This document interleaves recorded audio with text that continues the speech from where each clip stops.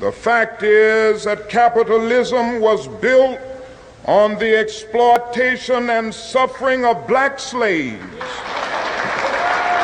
Now, this is where we don't agree with Martin Luther King, right? America, from its inception, was built on the exploitation of slavery, obviously. Yeah, but the economic powerhouse was the North, not the South. Why do you think this? Why do you think the South lost the war? Right. They weren't. Sure. Slavery cost them. Slavery cost them in innovation and dynamism, and it cost them economically.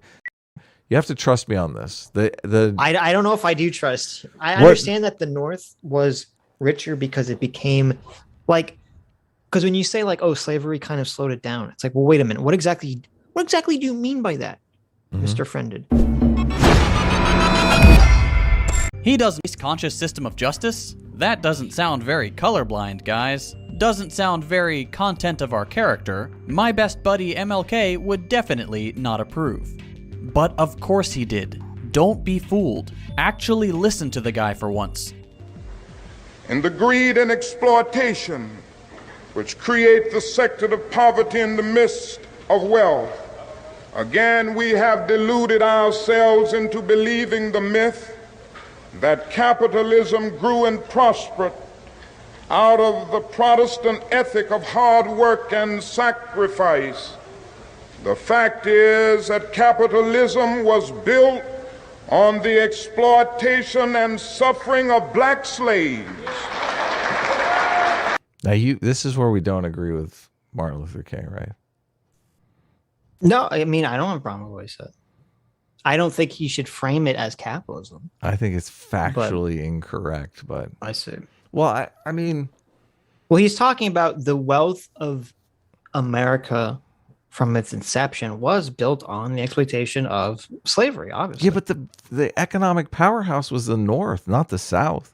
Why do you think this? Why do you think the South lost the war? Right. They weren't. Sure. Slavery cost them. Slavery cost them in innovation and dynamism, and it cost them economically. That's why I just I mean, love you, MLK, but it's just this meme is completely inaccurate, and it fosters animosity between, like, listen, if blacks believe that every rich person is rich because of their suffering, that's just right. Yeah. So, well, I just want to say before I have the speech he's reading from. Right. The section before this, and the reason he's talking about this is he's talking about how materialism is like the obsession with materialism is leading the country, down a path of bad moral fabric. Mm-hmm. He says it is this moral lag in our thing-oriented society that binds us to the human reality around us and encourages us in the greed and exploitation which creates the sector of poverty in the midst of wealth. And then the part he says right after this, that's no thought like cuts around, is he says, or let me make sure this is the part. Yeah, I know he talks about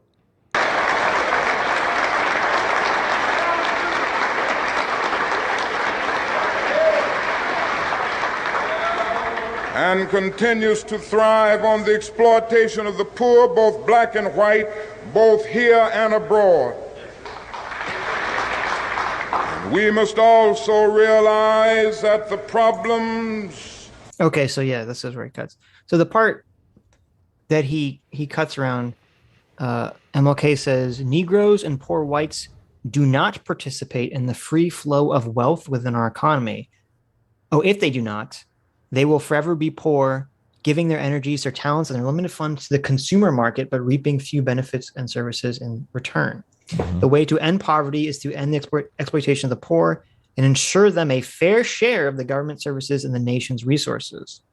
I proposed recently that a national agency be established to provide employment for everyone needing it. Nothing is more socially inexcusable than unemployment in this age. Right. I don't disagree with any of that. Right. So MLK is criticizing, saying, listen, the 1% have too much money, right?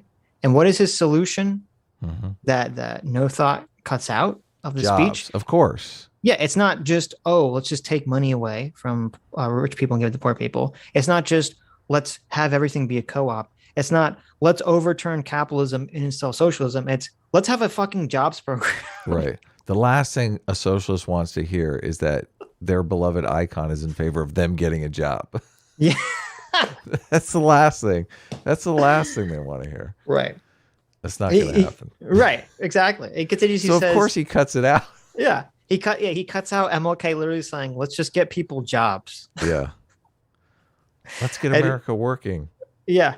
And MLK continues saying, it is barbarous to condemn people desiring work to soul sapping inactivity and poverty.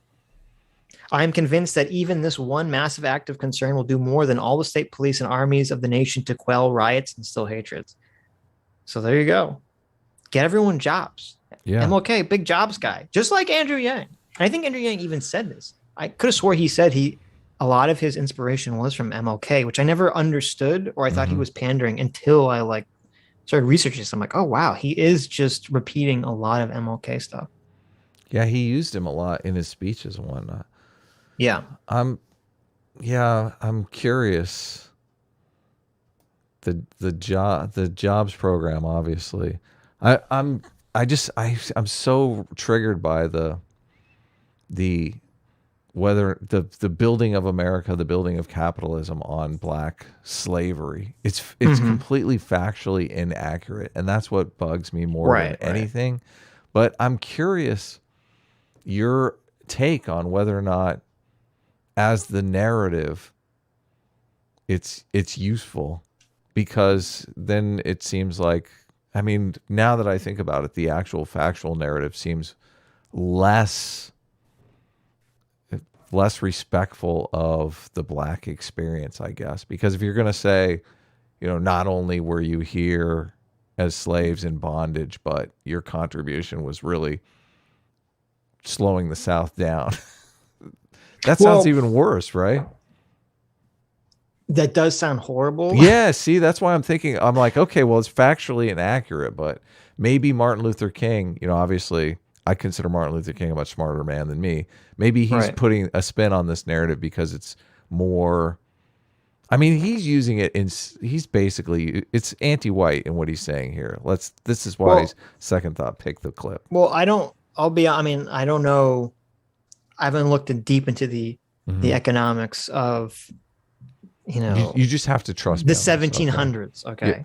You have to trust me on this. I don't know if I do trust. I understand that the North was richer because it became because when you say slavery kind of slowed it down, it's like, well, wait a minute. What exactly do you mean by that, Mr. Friended? Because it's like, I'm assuming what you're getting at is because the North didn't have wasn't super as focused on agriculture as the South was. It was able to adapt industrialization quicker and faster. And that was the future. And thus their economy prospered, where the South, being more reliant on agriculture because of the climate, ended up screwing themselves over in the long run financially. Innovation is fueled by the cost of labor. One of the many people argue for raising the minimum wage to put pressure on automation moving faster, because if I have to pay someone $25 an hour and I can buy a machine to do the same thing, I'm more likely to do the machine. In the slave-ridden South, they had none of that pressure because they literally owned labor. So they had no incentive whatsoever to automate. And that's what slowed them down ultimately. Right. Yeah. So the North out-innovated them, out-produced them, because the innovations yielded greater production. Not only that, you have another force going against you in, do you think slaves but it also was the climate, though. Do you think a slave is going to work as hard as someone who's a free person? No, but it also was a lot of the crops that could be mass produced and were the necessary raw materials and could be traded in bulk, came out of the had north. to grow in the South. They couldn't grow in the North. Right. And so that also pressured people to, as you said, innovate and to be more industrialized, et cetera, et cetera, et cetera, et cetera. Right. Okay. Well, But the whole idea that all of capitalism, if you have the North and the South and free states and slave states, right. this is an issue every time somebody joins the United States, whether or not they're going to be a free state or a slave state, right? Right. So Right. you literally have states side by side competing against one another, some slave, some free, and the free states ultimately win out economically and in a civil war. I question, can you really say that slaves built Right. America? I mean, maybe MLK wants to say that for obvious reasons, but I don't see how it's factually accurate to say that. Well, what they're getting at, and MLK has talked about this, and I was listening to W.E.D. Du Bois going over this too, is they're talking about how, like, okay, there were all these black people stolen from Africa, or I guess bought from Africa because they were sold by other Africans, enslaved, forced, to work and labor. And then even once they were freed, there was the promise of the 40 acres and the mule was never made whole. Which was probably a huge mistake, obviously. Yeah, obviously it was a huge mistake. And MLK talks about how there was all these programs for, whites to expand westward, and they were given all this free land and free resources. And blacks are never given that opportunity within the country's founding, which I think is true. And that's what he's hearkening to when he talks about this stuff, was that like the black Americans were never given, historically, were never given these opportunities that not only the white Americans were given, but they were never made whole for slavery. Yeah. And he's using to say, like, he's trying to, I guess, guilt white people, saying, like, this is why, we deserve equal rights now. This is why we deserve a seat at the table. We've never been made whole for the injustices that we've faced, which I think is completely true. I totally agree. So I think that's what he's hearkening to when he uses that language. Just to be clear, when I say it's a mistake that America didn't deliver on its promises, morally it's a mistake, obviously, but economically it's also a huge mistake, because why would you cut off this huge population from those kinds of opportunities? You want to, ultimately society is kind of a human resources problem. You never know where your next great inventor or, cultural icon is going to come from. Sure. But, and also imagine if we lived in an alternate America where once all slaves were freed, every slave was given, or every family, I don't know how it worked. Yeah. Was given 40 acres and a mule. Yes. How much better of a society would America be right now? Oh, it'd be fully integrated. Yeah. Yeah, I agree. I think we'd be a fully integrated society. I think segregation would have ended much quicker. Yeah. I think we wouldn't have any of these racial issue problems that we're facing today. Yeah. I think we'd just be so much better right now. It would have been a cost. It would have been expensive at the time, though obviously much cheaper then, because land was far cheaper back then than it is now. Would it? I don't necessarily know how it would be a cost, though, if they're just literally giving opportunities. They were, because the land has to come from somewhere. Yeah, but they had as much land as they could give. That's why I'm trying to remember, because W.E.D. Du Bois. Now I don't know if he's accurate on this. I was listening to James Lindsay was talking about how he's like a big influence for a lot of woke stuff. Mm-hmm. And I was listening to his audiobook is on YouTube. It's called The Souls of Black Folks. Mm-hmm. And he's kind of going through, he explains like the history about how that deal fell apart, basically. And it seemed like from what he was saying, it was just basically, it's kind of like a Charlie Wilson's war situation. They just lacked the political impetus to really get this done. The southern states didn't want to do it for obvious reasons. Mm-hmm. It was just like a big fight. It was a big hassle that no one really wanted to take up the cause to do. What's the cause again? to make sure that all freed slaves had 40 acres and a mule. Oh, okay. Yeah, they dragged their feet on on making good on their promise. But it actually compares a lot to Charlie Wilson's war with, after the war in Afghanistan, after they got the Afghanistan rebels to repel the Soviets. Charlie Wilson wanted them to help, the Afghanistani rebuild their country in a liberal democracy, and no one wanted to because they're like, oh, that's not sexy. War is sexy. Defeating the Soviets is sexy, but helping people rebuild their lives and be liberal democracy, that's not sexy. Yeah. And so what happened? We know what happened. We know the future now. And you're like, oh, well, if you could have our information and go back in time and say, look at what happened. And if you would have spent the money and time back then to help these people, how much better would the world be now?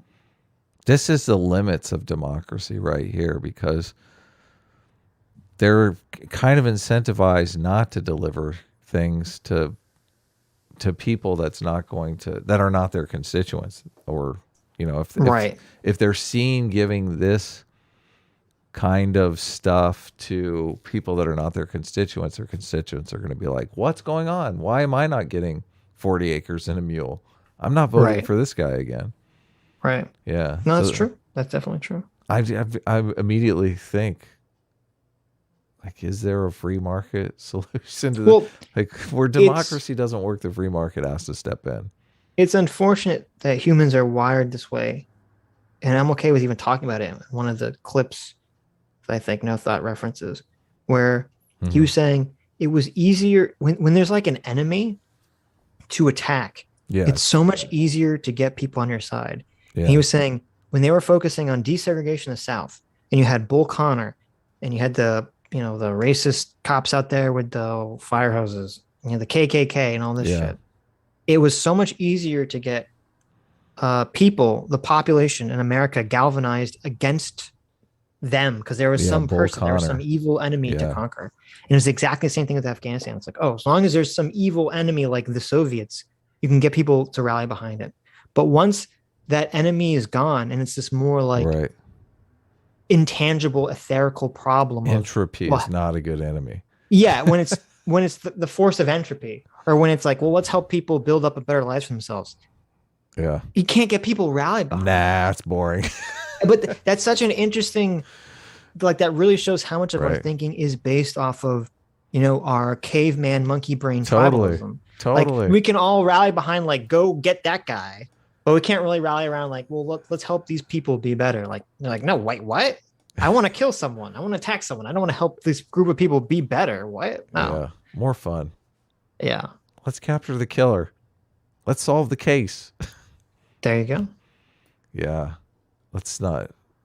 Life is boring. We want the highlights. We just want the highlights, please. I'm still thinking about this 40 acres and a mule thing. Do you think if they gave everyone, I guess the whites already got the opportunity, though. This is the thing Dialogue always is talking about, how the whites had all these opportunities to, like, move out and do things, and the government gave them all kinds of stuff. And I mean, it's directly related to the whites had the vote and the blacks didn't. Obviously, the whites are there. Right. There's a quid pro quo thing that goes on in politics. Martin Luther King, I mean, he was very instrumental in getting the black vote up. And as soon as the blacks started voting, obviously they're going to get more attention, more resources at their disposal, more politicians pandering to them with programs and all kinds of things. Right. Yeah. Well, it's interesting too, because that all kind of, again, contradicts the CRT narrative. Like, because under the CRT narrative, why is these evil elite white politicians bothering with the civil rights movement?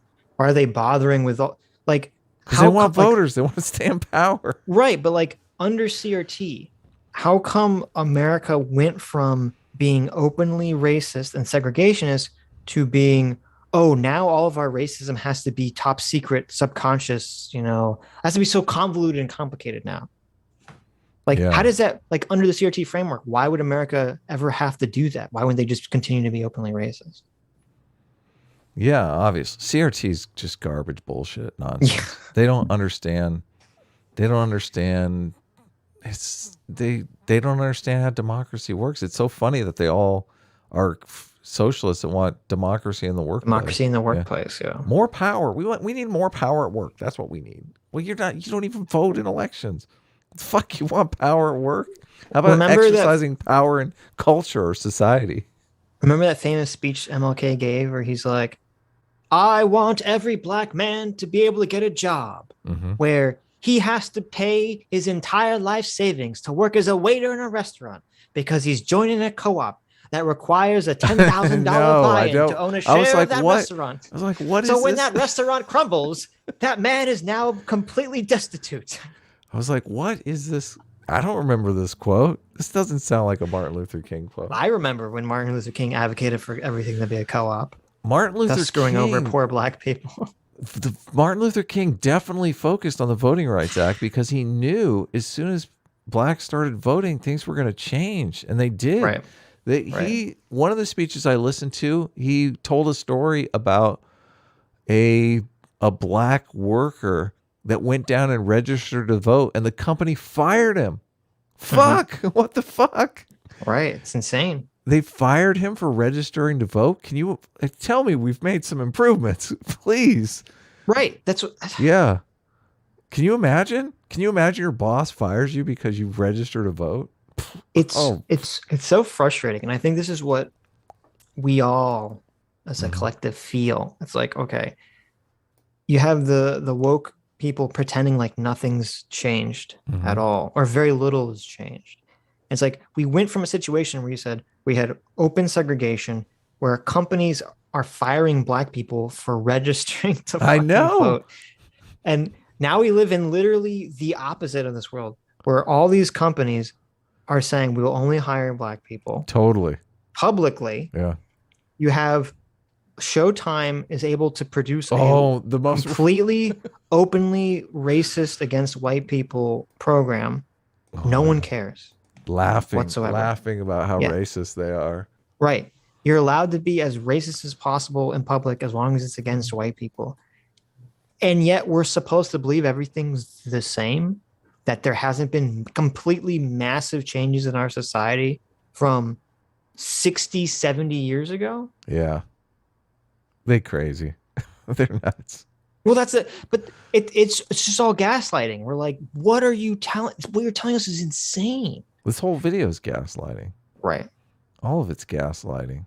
Hi, you just listened to a clip from the Sitch and Adams show. If you like what you heard, you can listen to our live show right here on this channel on Sunday, starting at 1 p.m. Pacific, 4 p.m. Eastern. And if you want, you can super chat us. We read $20 and up super chats on the show and then do a follow-up stream on the following Tuesday where we read the rest of the unread super chats and interact with fans of the show. Subscribe to this channel right here to listen to the live show or to listen to more of our awesome clips.